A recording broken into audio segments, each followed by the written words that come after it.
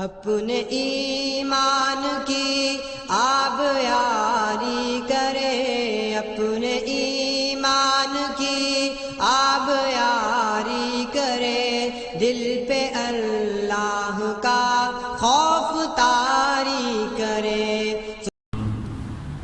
وأشهد أن لا إله إلا الله وأشهد أن محمدا عبده ورسوله صلى الله عليه وسلم. أما بعد، فأعوذ بالله السميع العليم من الشيطان الرجيم من همزه ونفخه ونفثه. بسم الله الرحمن الرحيم. پچھلے سبق کے اندر اللہ رب العالمین نے قیامت کا تذکرہ کیا تھا کہ اللہ قیامت کے دن کو ضرور قائم کرے گا، اس کے ذرا میں شک نہیں۔ تو پھر اللہ رب العالمین نے کافروں کے متعلق بات کی کہ ان کا مال اور ان کی اولادیں کل قیامت والے دن ان کے کسی لحاظ سے بھی کام نہیں آئیں گی، اور یہ لوگ جہنم کی آگ کا ایندھن بنیں گے۔ جس طرح پہلے کافر گزرے ہیں، اسی طرح ان کافروں کے ساتھ بھی حشر ہوگا۔ اللہ بڑا سخت عذاب دینے والا، بڑی سخت پکڑ کرنے والا ہے۔ اور ان یہودیوں کو کہہ دیجئے کہ عنقریب تم بھی مغلوب ہو جاؤ گے، تم بھی شکست کھا جاؤ گے، اور تم بھی جہنم کی طرف اکٹھے کیے جاؤ گے۔ یہ جنگ بدر کے متعلق میرے رب نے مختصراً سی بات کی کہ مسلمانوں کو بہت ہی کم دکھلائی دے رہے تھے، اور کافروں کو مسلمان دگنے نظر آ رہے تھے۔ ایک گروہ لڑ رہا تھا اللہ کے لیے، اور ایک گروہ لڑ رہا تھا کافر یعنی شیطان کے لیے۔ واللہ یعید بنصرہ من یشاء، اللہ طاقت دیتا ہے مدد کے ساتھ جس کو چاہتا ہے۔ ان فی ذلک لعبرۃ لأولی الابصار، بے شک اس کے اندر عقل والوں کے لیے نشانی ہے، دیکھنے والوں کے لیے نشانی ہے۔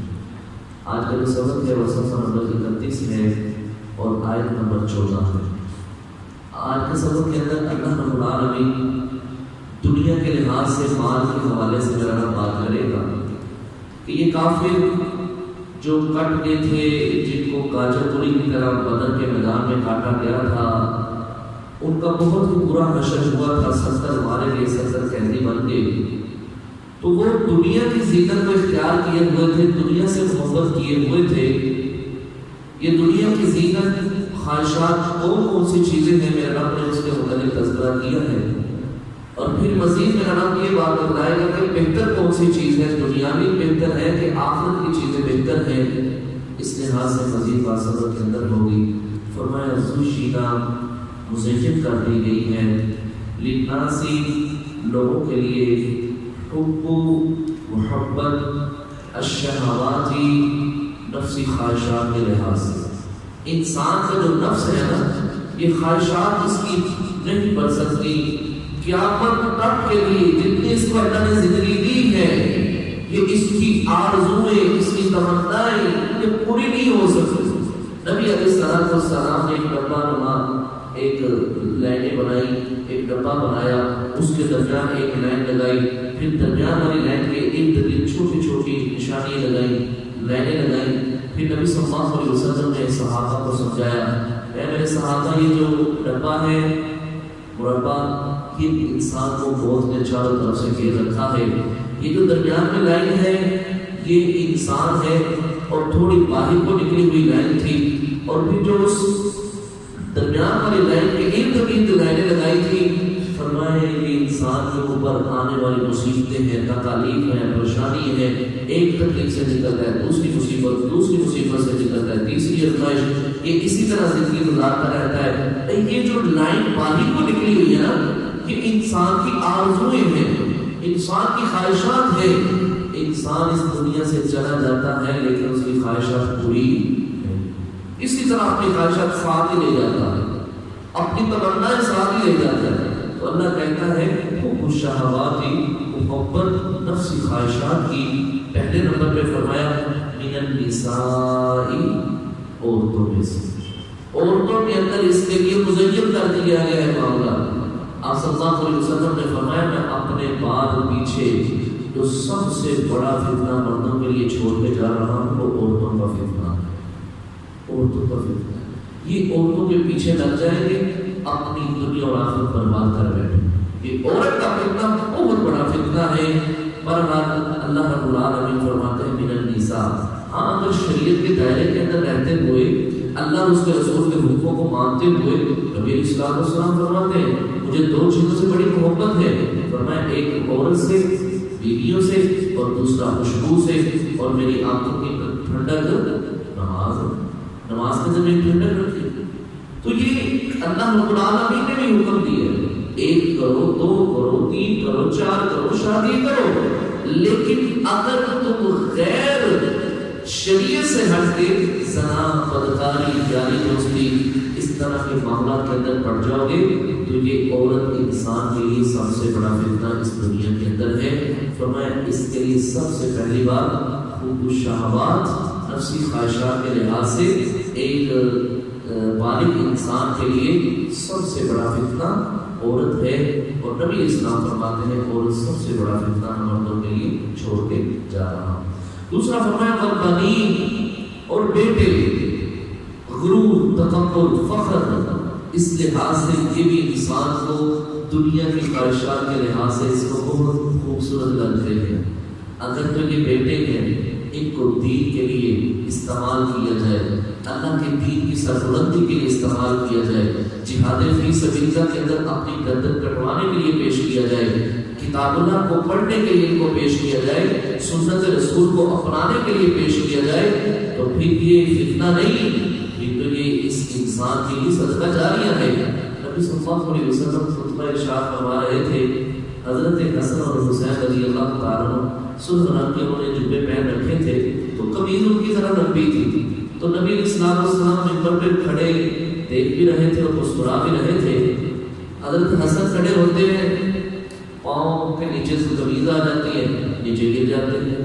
حضرت حسین چلنا شروع کرتے ہیں, وہ بھی قمیض نیچے آتی ہے تو نیچے گر جاتے ہیں. نبی اسلام سے رہا نہ کیا, آپ صلی اللہ علیہ وسلم منبر سے اترے اور دونوں کو اٹھا کے اپنے ساتھ منبر کے پاس بٹھا لیا, اور پھر دوبارہ سے خطبہ شروع کر دیا, اور ساتھ کہنے لگے اللہ کا قرآن سچ کہتا ہے المال والبنون زینت الحیات الدنیا, یہ مال اور اولاد دنیا کی زینت ہے. دیکھو مجھ سے رہا نہیں کہا, میں بچوں کو اٹھا کے اپنے پاس لے آیا. تو یہ والبنین, یہ بنین اگر بیٹے اگر دین اسلام کے لحاظ سے کام آئے تو ان جیسی کوئی چیز ہی نہیں. نبی اسلام نے فرمایا کہ اولاد انسان کی سب سے بہترین کمائی ہے. اگر یہ نیک اولاد ہو, اگر بد ہو تو یہ انسان کے لیے دنیا میں بھی ذلت ہے اور آخرت میں بھی ذلت ہے. تو اللہ سے دعا کیجیے اللہ رب العالمین مقصد کی اولادوں کو نیک بنا دے. فرمایا والبنین, اور بیٹے, والقناطیر المقنطرۃ, اور جمع کیے ہوئے خزانے. بڑے تم سنبھال کے رکھتے ہو, بڑے تم اس کو نہ دیکھ کے رکھتے ہو, صاف ستھرا کر کے رکھتے ہو. فرمایا من الذهب, وہ خزانے کس میں سے ہیں؟ سونے سے, والفضة, اور چاندی سے. ان خزانوں کو تم سنبھال کے رکھتے ہو, کبھی 1 لاکھ, دوسرا لاکھ, تیسرا لاکھ, سنبھال کے. یہ دنیا کی حب الشہوات, یہ نفسی خواہشات ہیں, ان کو تم اپنا رہے ہو, ان کو تم سنبھال کے رکھ رہے ہو. اگر ان خزانوں میں سے میرے بھائی زکوٰۃ نہ ادا کی جائے تو پیارے نبی صلی اللہ علیہ وسلم نے فرمایا کل قیامت کا دن ہوگا, اللہ رب العالمین اس خزانے کو سانپ کی صورت اختیار کر دے گا, سانپ بنا دے گا, اور وہ اس کو ڈسے گا اور سانپ کے لفظ نکالے گا انا کنزک انا مالک, میں تیرا مال ہوں, میں تیرا خزانہ ہوں. دنیا کے اندر تو اس سے بڑی محبت کرتا تھا, آج کل تو مجھ سے بات کر.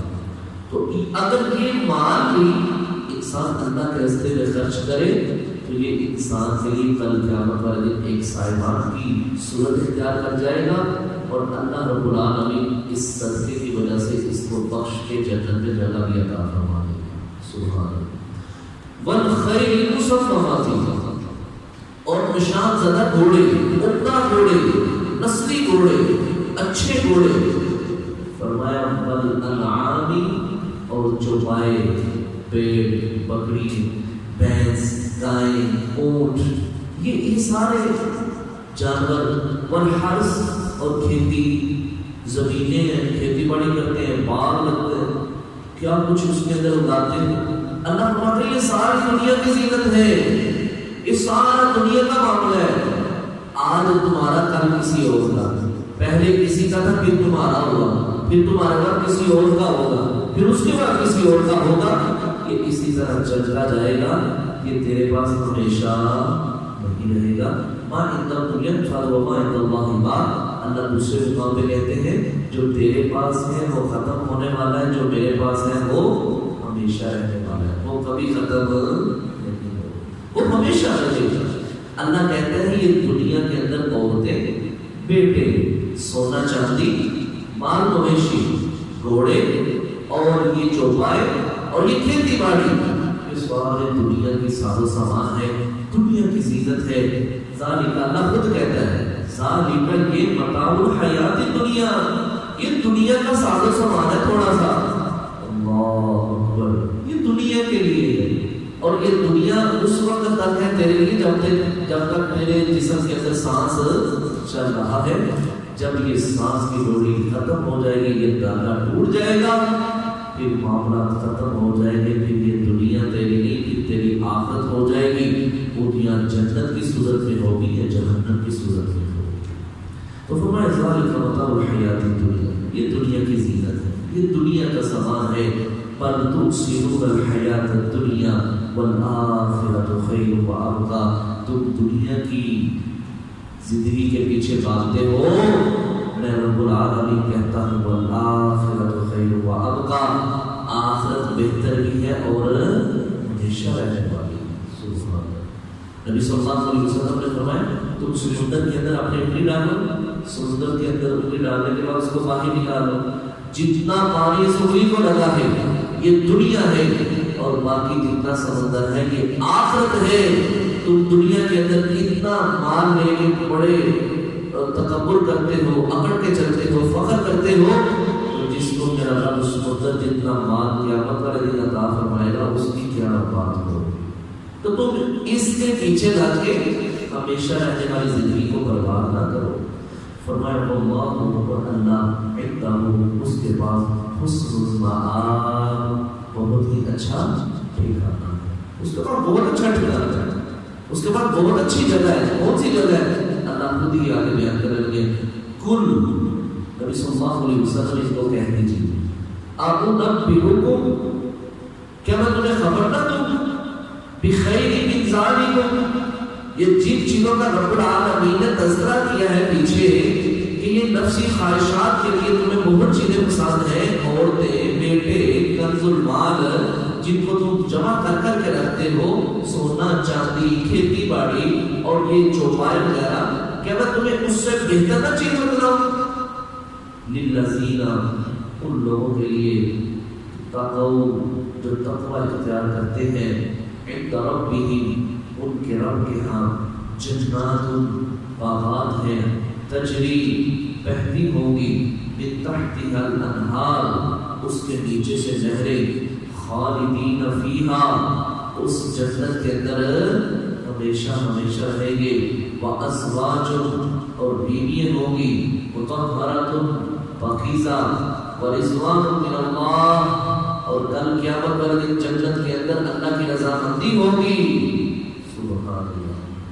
فرمایا کہ تم دنیا کی زندگی کے پیچھے کیوں لگے ہوئے ہو؟ اس دنیا، اس آخرت کی دنیا کے پیچھے لگو جو ہمیشہ رہنے والی ہے، جو عبدالآباد ہے، جہاں بندہ چلا جائے گا وہاں سے دوبارہ نکلنے کی کوشش نہیں کرے گا، نہ ہی اس کا دل اکتائے گا، نہ ہی وہاں پریشان ہوگا، نہ ہی اس کو کوئی وہاں سے نکالے گا، نہ ہی وہاں سے نکلنے کی کوشش کرے گا۔ بندہ کسی جگہ پہ جائے 10 سال 5 سال کچھ عرصہ ٹھہرے، اس کا دل کرتا ہے میں یہاں سے نکلوں، کسی اور جگہ جاؤں، کسی اور جگہ جا کے ذرا خوشگوار ماحول کے اندر رہوں۔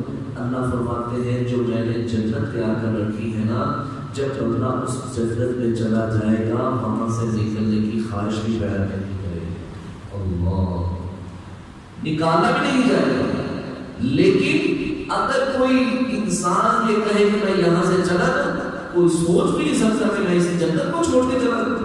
فرمایا جنت کے اندر ایک کوڑے جتنی جگہ، یہ 2 فٹ کے قریب ایک کوڑے جتنی جگہ مل جائے نا، دنیا معافی کے اندر جو کچھ ہے اس سے بہتر ہے۔ اللہ نے اتنی خوبصورت جنت لا کر رکھی ہے۔ فرمایا وَأَزْوَاجٌ مُطَهَّرَةٌ، وہاں نیک بیوی ہوگی، پاکیزہ بیوی ہوگی، حیض، نفاس، بدکاری، گندگی، ہر چیز سے وہ پاک ہوگی، وہ حور عین ہوگی۔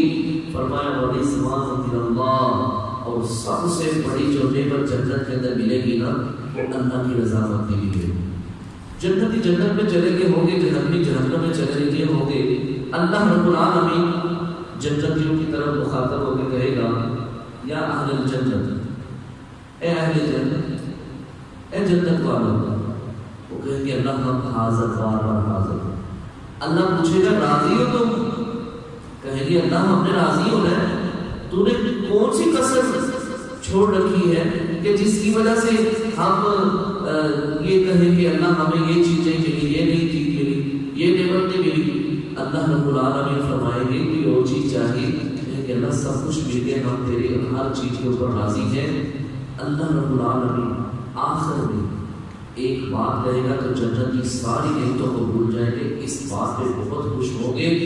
اللہ رب العالمین فرمائیں گے وہ میری آخری نعمت یہ ہے، آخری بات یہ ہے کہ میں آج سے تمہارے ساتھ راضی ہو گیا ہوں، کبھی ناراض نہیں ہوگا۔ اللہ، یہ سب سے بڑی نعمت ہوگی، اور جنت اس بات کو سوچ کے بڑے ہی خوش ہوں گے کہ اللہ رب العالمین ہم سے راضی ہو گیا ہے اور کبھی ناراض نہیں ہوگا۔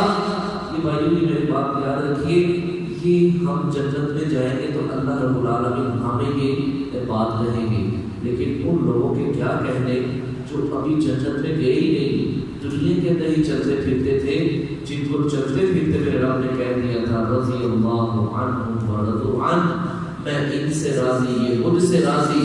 ان کی شان اور ان کی عظمت کے کیا کہنے ہیں۔ اولئک هم الراشدون، اولئک هم الغالبون، اولئک هم المفلحون۔ یہ صحابہ کی جماعت ہے کہ جو ابھی دنیا کے اندر زندگی گزار رہے تھے، اللہ رب العالمین نے فرمایا یہ جنت کی جو کلمہ ہوگا، جو جنتیوں کو میں نے سب سے آخر میں یہ بات کہنی ہے، تو دنیا کے اندر ہی تم اس کلمے کو سن لو، رضی اللہ عنہ ورضوا عنہ، میں تجھ پہ راضی، تم میرے اوپر راضی، میں تم پہ کبھی ناراض نہیں ہوں گا۔ اللہ ہمیں ان خوش نصیبوں کی سب جنت قیامت پر کھڑا فرما دے۔ فرمایا ورضوان من اللہ، اللہ کی طرف سے رضامندی ہوگی، واللہ اللہ بصیر، خوب دیکھنے والا ہے، بالعباد، اپنے بندوں۔ اب رب العالمین کی جو جنت میں جانے والے ہیں ان کا وصف بیان کرنے لگا، یہ ان کے اندر صفات کون سی ہیں، کون سے ایسے معاملات ہیں جن کی وجہ سے یہ جنت میں جائیں گے۔ الذین، یہ وہ لوگ ہیں، یقولون، جو کہتے ہیں، ربنا، اے ہمارے رب، اننا، بے شک، آمنا، ہم ایمان لائے، فاغفر لنا، ہمیں بخش دے، ذنوبنا، ہمارے گناہوں۔ یہ انہوں نے اپنا ایک عمل پیش کیا ہے کہ اللہ ہم ایمان لائے ہیں، لہذا ایمان کی وجہ سے ہمارے گناہوں کو معاف فرما دے۔ انسان دعا کے اندر اپنے نیک عمل کو پیش کر سکتا ہے۔ کیا مثال کے طور پہ کہے اللہ میں نے روزہ رکھا ہوا ہے، تیرا حکم مانتے ہو، اللہ میری یہ آرزو قبول فرما دے، میری یہ دعا۔ وہ جو 3 بندے غار کے اندر پھنس گئے تھے، ان تینوں نے اپنی ایک ایک دعا یاد کروائی نا، اللہ کے سامنے بات کی تھی، اللہ میں نے فلاں نیکی کی، اللہ اس کو قبول فرما کے مجھے نجات دے دے اس ٹینشن سے، آزمائش سے۔ دوسرے نے بھی نیکی کو یاد کیا، تیسرے نے بھی نیکی کو یاد کیا۔ تو اپنا نیک عمل اگر انسان اللہ کے سامنے پیش کرے اور پھر اس لحاظ سے دعا کرے تو اللہ اس کی دعا کو قبول فرماتا ہے۔ یہاں بھی وہ اللہ رب العالمین یہی بات کر رہے ہیں، یقولون، وہ کہتے ہیں، ربنا، اے ہمارے رب، اننا، بے شک ہم، آمنا، ہم ایمان لائے، فاغفر لنا، بس ہمیں بخش دے، ہمارے بخش دے، ذنوبنا، ہمارے گناہوں کو، وقنا عذاب النار، اور اے اللہ ہم سب کو جہنم کے عذاب سے محفوظ فرما۔ آخری بات، وہ کون سی صفات ہیں جن کی وجہ سے یہ جنت کے حقدار بنیں گے؟ الصابرین، وہ صبر کرنے والے ہیں۔ سبحان اللہ، آزمائش آ جائے، جہاد کے میدان کے اندر کھڑے ہیں، دین اسلام کے لحاظ سے کوئی پریشانی آ گئی ہے، کوئی بھی معاملہ بن گیا ہے، الصابرین صابر قدم ہو کر کھڑے رہتے ہیں، اس کے اندر کوئی معاملہ ہچکچاہٹ والا نہیں کرتے، اس کے اندر کوئی پریشان کا معاملہ نہیں ہوتا، الصابرین صبر کرنے والے ہوتے ہیں، والصادقین اور سچ بولنے والے ہوتے ہیں، جب بھی بات کرتے ہیں تو سچی بات کرتے ہیں، سچ کے علاوہ ان کی زبان سے کچھ بھی نہیں نکلتا، والقانتین اپنے رب کی فرما برداری کرنے والے ہوتے ہیں، دنیا مانے یا نہ مانے، لوگ باتیں کریں یا نہ کریں، لوگوں کو نہیں دیکھتے، وہ اپنے رب کو دیکھتے ہیں، ہمارے رب کا حکم کیا ہے، والقانتین وہ اپنے رب کی فرما برداری کرتے ہوئے اس کام کو سر انجام دیتے ہیں، والمنفقین اور وہ اللہ کے راستے میں خرچ کرتے ہیں، جتنی اللہ نے ان کو وسعت دے رکھی ہے، جتنے ان کو وسائل دے رکھے ہیں، وہ اللہ کے راستے میں ضرور خرچ کرتے ہیں، والمستغفرین اور وہ بخشش طلب کرتے ہیں، بالاسحار سحری کے وقت، اللہ اکبر، سحری کے وقت اس کی کیوں خاص بات کی یہی ہے، حضرت عبداللہ بن عمر رضی اللہ تعالیٰ کا معمول تھا، ان کا ایک کہنے کے شکیل ہوتا ہے، اس کا نام تھا نافع، تو حضرت عبداللہ بن عمر رضی اللہ تعالیٰ نے اس کی ڈیوٹی لگا رکھی تھی کہ تم نے دھیان رکھنا کہ سحری کا وقت ہوا کہ نہیں ہوا، تو جیسے ہی سحری کا وقت ہوتا تو عبداللہ بن عمر رضی اللہ تعالیٰ نے ہاتھ اٹھا کے دعا کرنا شروع کر دیتے، یہ آخری پہر ہے، جب رات ختم ہونے کے قریب ہوتی ہے، اللہ رب العالمین آسمان دنیا پر آتا ہے اور سزا لگاتا ہے بے گناہوں سے بخشش مانگنے والا میں اس کو معاف کر دوں، ہے کوئی عزت کا تعلقدار میں اس کو عزت عطا فرما دوں، ہے کوئی بیمار میں اس کو شفا عطا فرما دوں، ہے کوئی مقروض جس کے میں قرضے اترا دوں، یہ ساری بات اللہ رب العالمین کی طرف سے یہ اعلانات ہوتے رہتے ہیں، ہر رات کو یہ اعلان ہوتا ہے، اور میرے بھائیوں اس وقت جو انسان اللہ سے مانگتا ہے میرا رب اس کو ضرور عطا فرما دیتا ہے، کوشش کیجیے، ابھی ہم نے انشاءاللہ رمضان کا مہینہ گزارنا ہے، سحری کے وقت دعا کیجیے، کوشش کیجیے اس وقت 2 رکعت ادا کر کے اپنے رب کے حضور کھڑے ہو کے اللہ سے گڑگڑا کے دعا کیجیے، اللہ سے مانگیے، میرا رب ضرور عطا فرمائے گا، وہ بہت کچھ عطا فرمانے والا ہے، ہمیں صرف مانگنے کا طریقہ نہیں آتا، اگر ہمیں مانگنے کا سلیقہ اور طریقہ آ جائے تو انشاءاللہ ہماری بات کو کوئی ایسی بات کو میرا رب رد نہیں کرے گا، اللہ سے دعا ہے رب العالمین ہم سب کو اس دنیا فانی کی نعمتوں کو چھوڑ کے اللہ ہمیشہ کی جو نعمتیں ہیں ان کی طرف اللہ رب العالمین ہم سب کو تو محنت کوشش کرنے کی اللہ ہم سب کو توفیق عطا فرمائے، جس طرح نبی اسلام نے فرمایا تھا عقل مند مومن وہ ہے جو مرنے اور مرنے کے بعد کی تیاری کرتا ہے، اللہ ہمیں بھی ان عقل مندوں کے اندر شامل کرتے ہوئے اللہ ہمیں بھی مرنے اور مرنے کے بعد کی تیاری کرنے کی توفیق عطا فرمائے، آمین، سبحانک اللہم و بحمدک اشہد ان لا الہ الا انت استغفرک و اتوب الیک۔